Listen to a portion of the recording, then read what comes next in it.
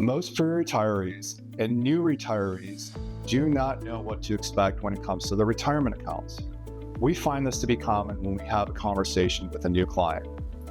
You've worked hard, done a great job of saving, and invested well. Now what? When you add up all your current retirement accounts, you may have accumulated well over $1 million, possibly $2 million to $5 million when combining the values for both spouses. Looking towards the future from now, they will most likely grow to be something greater than today.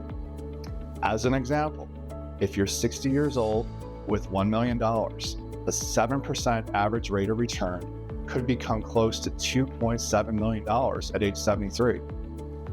At age 73, 75 for those who are younger, did you know you will be forced to take required minimum distributions?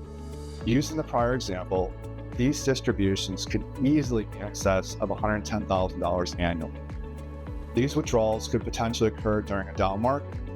The withdrawals must occur whether the market is up or down. This example is for the first year. This process continues every year for the rest of your life. The IRS increases the percentage that needs to be distributed each year. If there's growth within the account, that will increase the amount you need to take as well. It's kind of like a snowball going down a large snow-covered mountain. It continues to get larger and gain momentum.